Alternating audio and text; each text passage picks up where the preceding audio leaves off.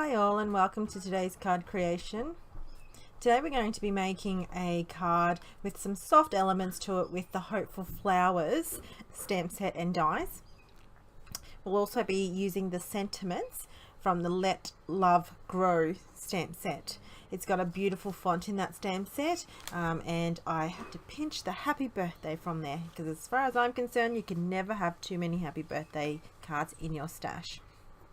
So I'm going to start off with some grey inks. I've got the Lawn Fawn Narwhal. So this is the lighter of the two grey inks that I've chosen for today's card.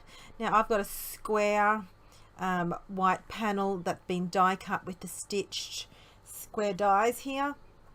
And then I'm going to just randomly stamp this. And then I'm going to fill in the places where I couldn't get into with the bigger stamp and just fill in some of those little filigrees and flowers as well.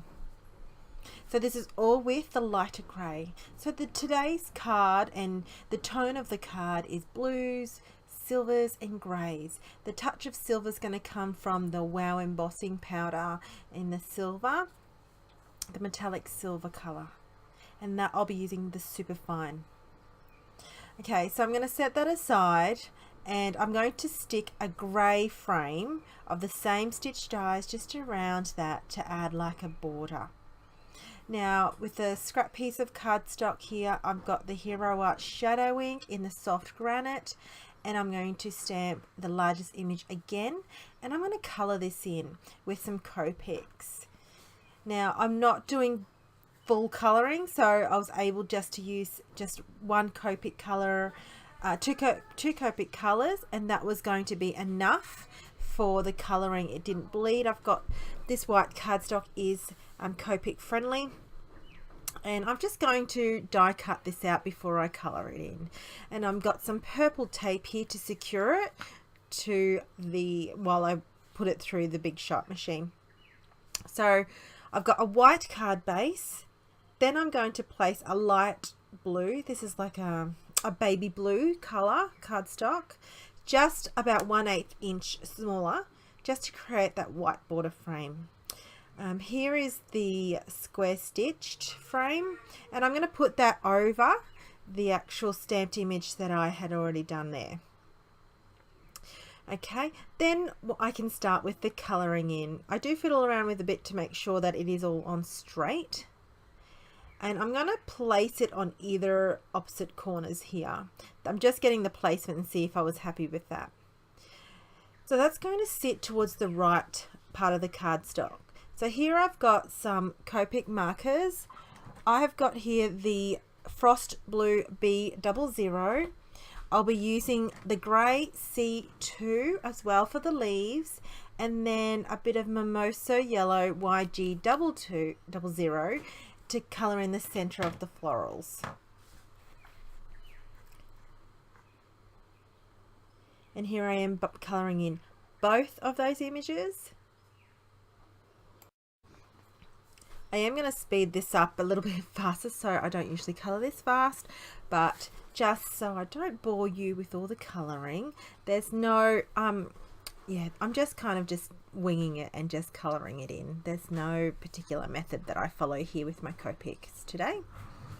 And then once I'm happy and I've filled in all the colours that I've done, I just now set that aside and grab my foam squares and start placing the foam squares behind those images. Now if you want that extra shadow, you can come in and just add some extra of the greys and add an extra layer. With Copics, the more you colour in, the more layers you can put towards your colouring. The thing is though, if you're not using a Copic friendly cardstock, it will bleed. Sometimes if you are using Copic friendly cardstock, there is a chance it could bleed if you oversaturate. So here's the happy birthday from the Let Love Grow stamp set. I've got a strip of vellum here and I'm going to stamp that with a clear ink. Today I've got the Wow embossing ultra slow drying clear ink. It's a bit of a mouthful, but it's amazing. So I'm just making sure that's stamped properly. I've got the metallic silver here in Superfine, and I'm just going to heat set this. I've got a scrap piece of paper to catch any of the actual fallouts, and so I can generously pour the embossing powder over. I can put, now I'm going to be able to heat set directly on my glass mat because it is a glass mat and it is heat resistant, so it actually can speed the heat embossing process that little bit quicker. So my trick here is when I'm adhering vellum, sometimes I try not to adhere and I use an extra length of the vellum to tuck in if I can, because sometimes I feel like the adhesives can see, you can see the adhesive through the vellum. So depending what you use, but to prevent me having to worry, I used a bigger strip than normal and wrapped that around, and then I secured that with some foam tape. So this square element here of the card is going to be popped up, and I'm going to also be putting adhesive behind these little filigree images as well. Just getting a bit of a placement idea how I'm going to place that down and fiddling with the arrangement. Now to the top right there, I've got some sequins given by Trinity. They have got an array in their store and they'll be releasing more and more.